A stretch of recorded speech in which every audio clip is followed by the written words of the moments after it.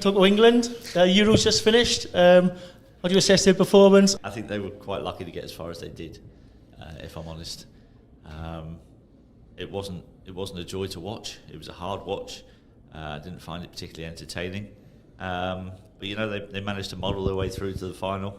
But finally, as what's happened quite a lot during Gareth's reign, we get a lucky draw. We get on the right side of the draw. We don't have to play too many decent teams on the way through. And when we play a really good team, we just come up a little bit short. And that's kind of been the whole theme of Gareth's reign, I think, in the 8 years. Yeah. The best game was probably the semi-final, wasn't it? Against the Heart. The first half, side. I thought the first half against the Dutch was probably the best we played all tournament. You know, the first half hour against Slovakia, the first game, was pretty good. But other than that, it was pretty turgid to watch. I mean, I was in some the first 3 group games. I was doing jobs in fan parks, and you know, it was just really hard to create an atmosphere because there wasn't much to cheer about. There wasn't, you know, I don't know if I'm seeing things through rose-tinted spectacles, but when I kind of look back at the football that I played in the 90s, there seemed to be a lot more action in people's goal mouths, a lot more attempts on target, a lot more shots, a lot more, you know, goal mouth scrambles, and it just seemed to be a little bit more exciting back in the day. I don't know. It's a bit more systematic now, isn't it? Especially the way Gareth sets up, I think. It is. It's become like chess. It's become a game of chess. It's become a game where the managers have made it all about them and not about the players. It's all about the tactics, and I don't know if I like that. I think football should be about the players, the ones giving entertainment on the pitch, and I think the managers have tried to make it more about them and not about their actual players. Well, I mean, Foden's probably a good example of that. He seemed shackled out on the left, didn't he? I thought. I mean, Trippier being right-footed didn't help that side of the pitch. Yeah. But I felt like we relied. I'm English. I mean, the 2 boys there are not. But I tipped England today, actually. I did tip England. Yeah. So. I felt like we relied on massive moments, Bellingham overhead kick, the Saka goal. Apart from that, not much else. No, there wasn't. You know, there was periods of play where we kept the ball for quite long times, but didn't really do anything with it. And I just found it a little bit dull to watch, and that's not what I kind of got into football for. I got into football because of the entertainment side of it, not because I wanted to see a game of chess and a game of tactics between 2 managers who think they're better than each other. I don't think that's what football's all about. And Spain don't seem to play that way either. For years and years, they've played exciting football, haven't they? It seems to be a bit of a England kind of thing, doesn't it?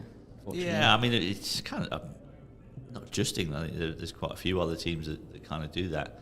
But there were some good matches in the tournament, to be honest. I mean, I think it was the Georgia-Turkey game in the group stage. What a football match! Yeah. They were my side, actually. Georgia, I really enjoyed watching them. You know, and when they went 1-0 up against Spain, I was like, "Oh, yeah, blimey!" But I think they left themselves a little bit. They were probably the other end of the spectrum to what England were. They were incredibly exciting to watch, but probably from a defensive point of view, not that solid. Yeah, no, I agree with that. What do you think about the Holland game, though? Southgate seemed to get it right. He brought on Watkins and Palmer. They combined well for the goal. Yeah. But then I suppose accusations that maybe they should have been starting because Kane didn't seem 100% fit. So I thought Harry Kane was incredibly fortunate to actually start that final, and probably the semi-final as well, because he didn't look himself. You know, you don't have to be a football expert to watch Harry play those group games and think you start questioning, is he 100% fit? Yeah. Because that's not the Harry Kane that I've seen for the last 10 years. Yeah. You know, he was nowhere near those levels, and yet he scored 40 odd goals in the Bundesliga this season. So you have to wonder, was he carrying something?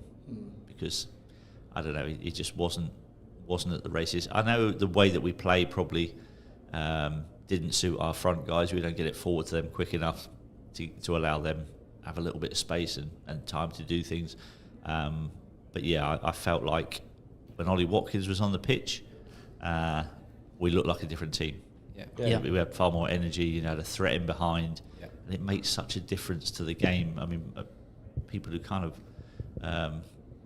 just watch for the sake of watching probably wouldn't understand why having a centre forward that is a threat behind the opposition is such a big thing, because it opens up the pitch for the other players just behind him, all the really talented guys who need a little bit of space to do their magic.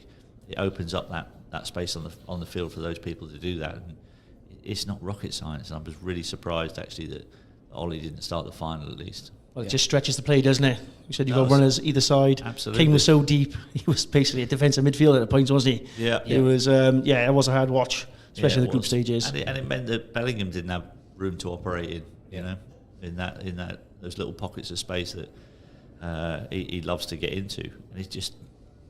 I mean, he had a couple of moments of brilliance. Don't get me wrong, but a tournament as a whole, I don't think he was that great.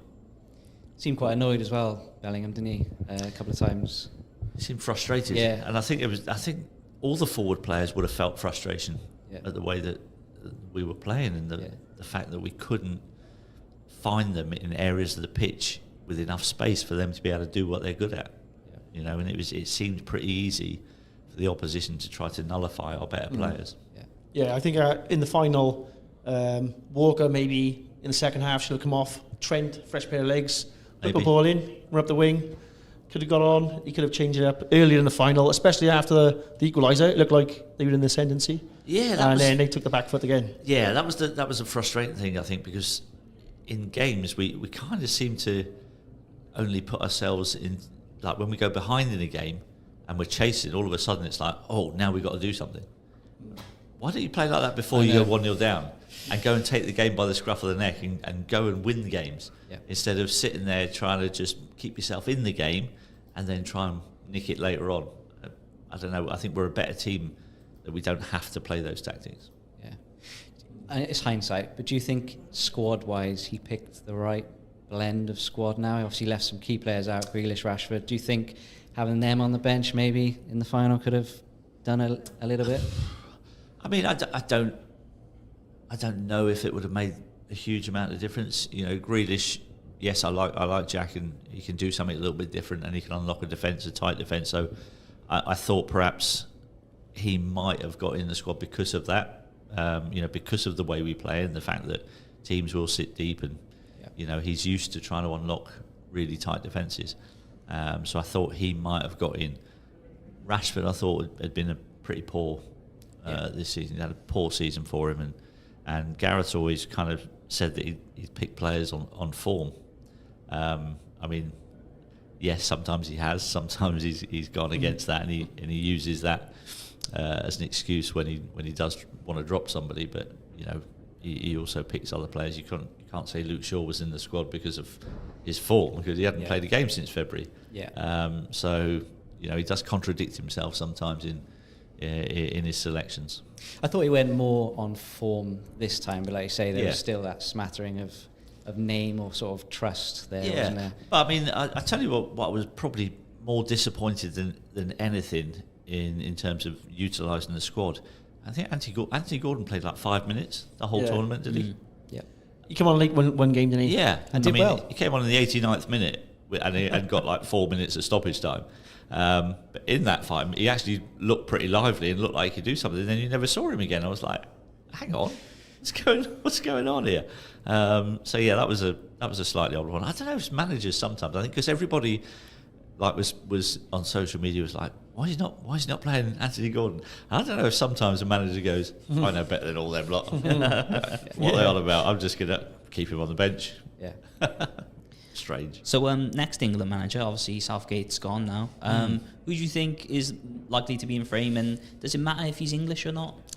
I mean, personally, I prefer it to be an Englishman. I think actually I'd like to see the rules change, that you've got to have the same qualifications to manage your team as you have to play in it. Yeah, that makes sense. Yeah. Because I don't see why a country can't produce a manager to run a football team while they've got to go and nick somebody else's manager from another country. It doesn't seem to make sense to me. You just surely being the national team, being part of the national team is you are one of the best players to play for your country.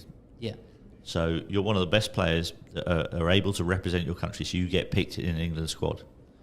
Now, surely, to be the England manager. You just got to be one of the best English managers. That just makes sense to me. So I think the rules should be changed, quite frankly.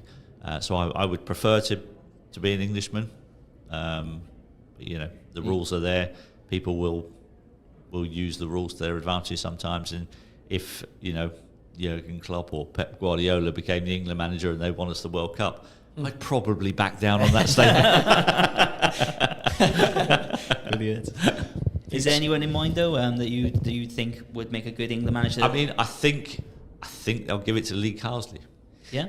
Funny enough, I said that last night. I asked the boys. Yeah. I do.